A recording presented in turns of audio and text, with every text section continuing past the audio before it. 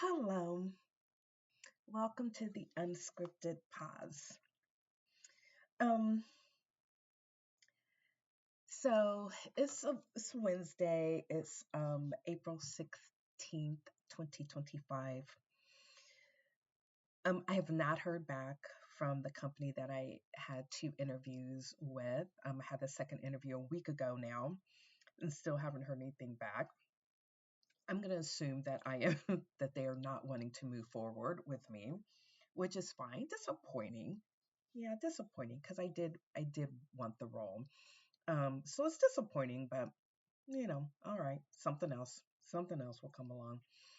Um, but I thought I might talk today about um, hmm, contentment.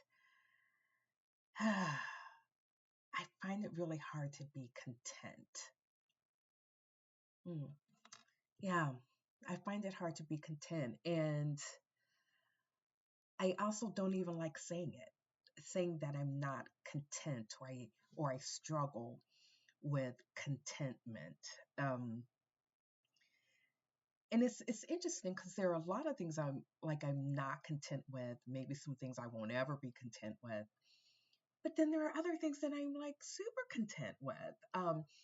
So I don't know like what makes me content with some things and not content with other things, but I think I struggle with contentment and I think I joke sometimes, and this is truly a joke, but I joke sometimes like I'm surprised I'm still married because I struggle with being content. And but I love that Tommy. I love me some Tommy. So I'm super content. I'm super content with Tommy. Super content. Um, I'm like smiling like a schoolgirl. Super content with my marriage.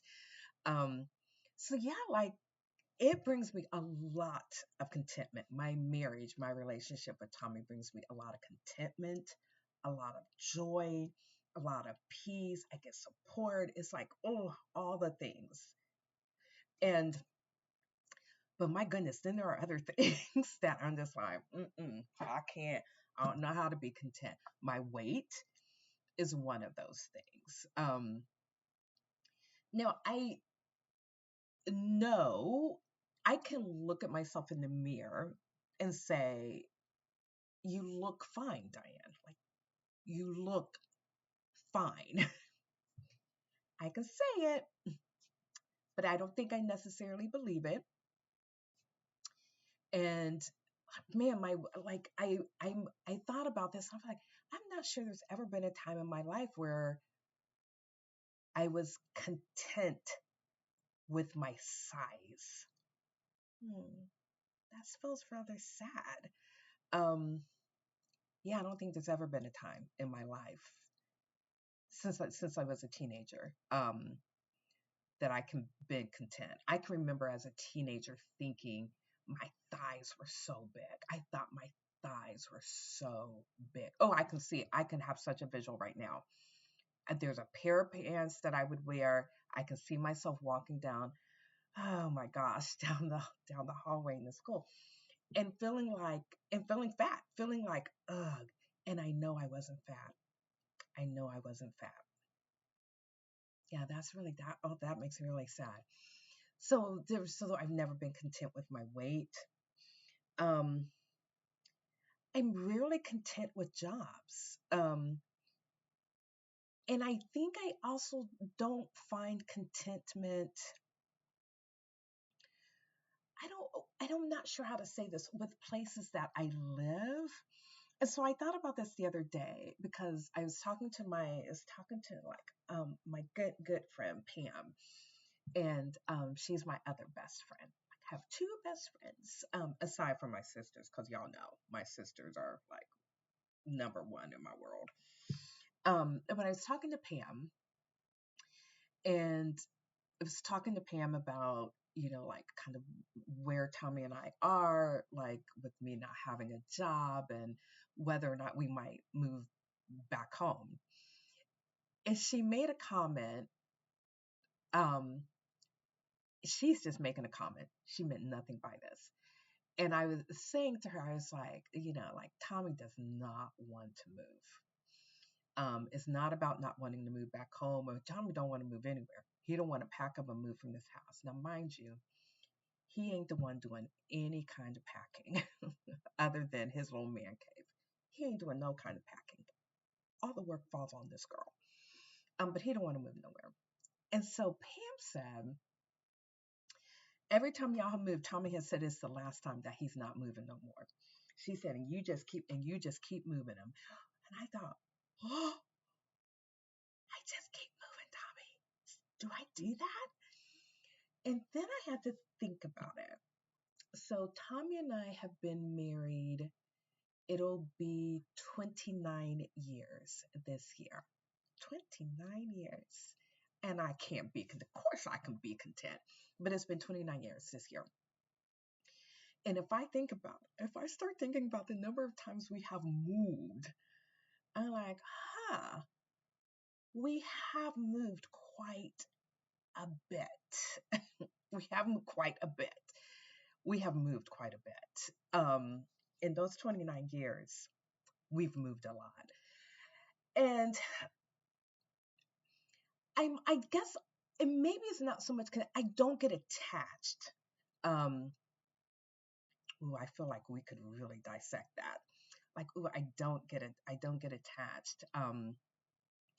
I can leave, like, yeah, like where we're at doesn't serve, like, I don't know. It doesn't serve me. Like, let's move. Let's just move. I don't like to move. I don't like to pack up and move. I don't, because who does? Um, but if I feel a need to like move, I'm not giving it much of a second thought. And so this idea of like, it's like, it's really hit hard to me this week around contentment, my lack of contentment, and my mindset around being able to like drop things that don't serve me. I will drop things that don't serve me. I'm not attached. I can leave places. But again, it's like content with certain things, not content with other things. There are things I become attached to, but then there are other things I'm just like, I was not attached to it. Like, I love this house. I love this house we're in. But I could so move. I could so I could so move from this house. I don't know. I don't know what that says about me. But I don't become attached. And so like, I feel like, I could like, ooh, we should really dissect that. And I can like, the immediate thing that comes up for me is like, oh, is it about, my parents were married, they owned a house, but they got divorced. I was 11 or 12. I don't remember which age exactly.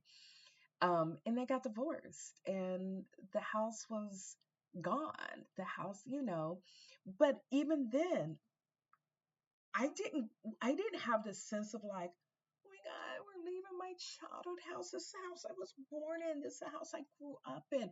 I didn't have that feeling. I look, I didn't have no feeling about my parents divorcing.